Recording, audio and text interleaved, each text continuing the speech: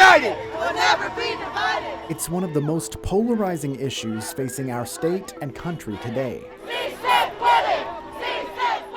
And with a renewed presidential push to detain and deport undocumented immigrants. Since taking office, my administration has launched the most sweeping border and immigration crackdown in American history. Texas leaders are also looking for more enforcement opportunities, they say, to combat crime. To support that mission, I've ordered Texas state agencies to assist the Trump administration to arrest, jail, and deport illegal immigrants. No, we need to see your warrant. Sweeping moves critics say hurt some communities. This distrust can lead to decreased crime reporting, reduced witness cooperation, and affect our economy, healthcare, and schools. We understand that we need to reform our immigration system. Through multiple reports on air and online, we take a closer look at Texas immigration impact in a new Trump era. In recent months, we've seen detainment centers popping up city after city. Immigration raids and mass arrests are making headlines. Fear for some, policy decisions for others. This topic is divisive and frankly too big to tackle every angle. But we've put our entire team to work to tell the stories of how the shift is shaping Texas, often in agreements quietly signed between federal and local law enforcement agencies. To understand that aspect, we started our digging far from the capital city, in an area where such arrangements have existed for years.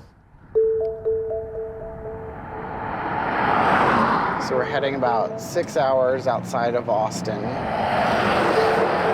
which is West Texas, right along the border. It's among the most desolate stretches along the U.S.-Mexico border. Border checkpoint? Yeah, I think it is a border checkpoint. The last bit of civilization, 25 miles from the Rio Grande. The only highway around, teeming with border patrol at every turn. Hello?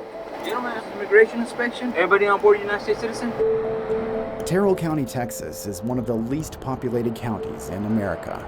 So sparse, the county seat isn't even incorporated. Sanderson's city limit, population 654.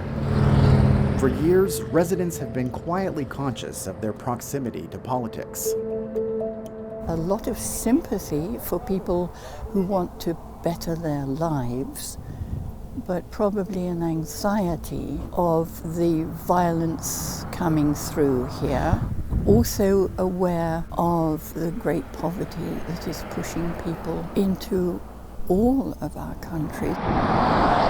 But now, under President Trump's new administration, they're bracing for change as some local law enforcement predicts a rise in illegal immigration here soon. We need to protect our borders, but I also, recognize that everybody's human.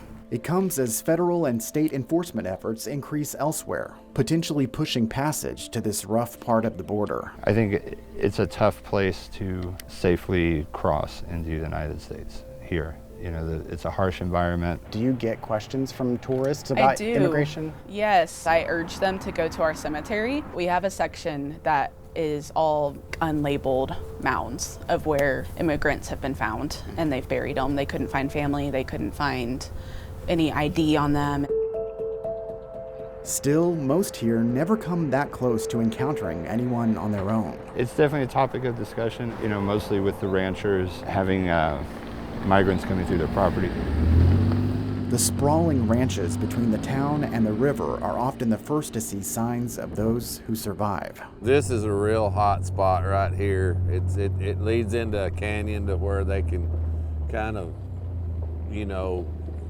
conceal themselves. Crossings are currently down here and along the entire southern border. We had to pile up rocks because it's such a vulnerable place for a predator to get in, and what they do is they cut it, the coyote comes through and then lifts up one side of it, and they just come scampering under here. This isolated acreage is one place with evidence of a recent increase in activity. What kind of challenges does it present for you when the fence does get broken or torn up? I can lose my guard dogs, the goats can get out, and these animals can get in a lot easier. It takes an army to fix it like it was when it was brand new. And it's just, it's devastating to me, heartbreaking.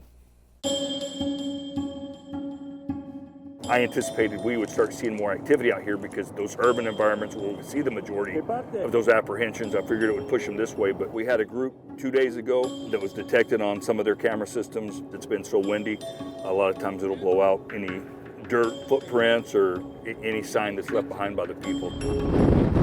We often rely on our landowners to be our eyes and ears in these locations. Their cooperation is also how Sheriff Thaddeus Cleveland accesses this private land, some of the most remote on the border. Once through, he and his 2 deputies rely on Border Patrol and their state partners to help them find and catch anyone here illegally. It's really all of us working together, Texas Department of Public Safety, Highway Patrol troopers, Parks and Wildlife game wardens, and then Texas military forces that have been down here deployed in the county. So Terrell County, we have 54 miles of border with Mexico. We'll go on south of here to go down to the river, see an area that's actually utilized by illegal aliens to make their entry in the United States. So where are we right now? So this particular area is an area that we have seen a recent uptick in people crossing the border illegally, specifically right here at what we call Bone Water. We're at the Rio Grande River where there's some water for people to drink, but once they get north of this area, if they don't know where they're going or they don't have a guide that's leading them the way, then they may not have water for days.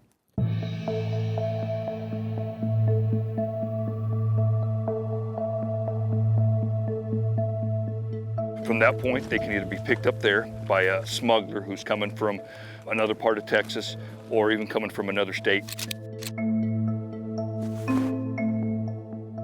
A former Border Patrol agent himself, Sheriff Cleveland has helped recover bodies in the desert ¿Te duele? and rescued others lost and barely alive. ¿Cómo? Mi estómago. ¿Qué? ¿No traes tantita agua que me regales? ¿Cómo? Agua. Sí, yo tengo agua. We saw 6 backpackers carrying the big backpacks. They're drug runners. No, they're not. But even with longtime locals, he says there's often still a misconception about who's crossing here. We haven't had a drug seizure in 5 years. Well, what the hell are they? What? Clothes, food. What has drug seizure been like here? I can look anybody in the eye and tell them that it's not crossing here. So who are most of the people who are crossing in your county? Out here, we typically catch accompanied juveniles. That means they're with their father, their brother, an uncle, something like that. But again, the vast majority are people no different than us that are coming north to work. But I've also apprehended those that do have criminal records. They're those that committed crimes in the United States, and of course, that's what this administration said they were going to target.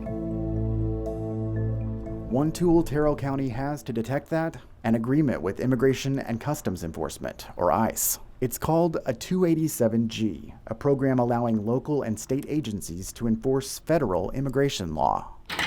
Here specifically in the county jail. It allows a deputy to get training, and then we'll have a computer system that they can enroll people that we catch to see if they've been previously apprehended and to find out where they're from. And if they're not from the United States, then we can hold that person for ICE. There are 3 types of 287G agreements that local law enforcement agencies can sign with ICE. The first is the jail enforcement model, which is what exists here in Terrell County.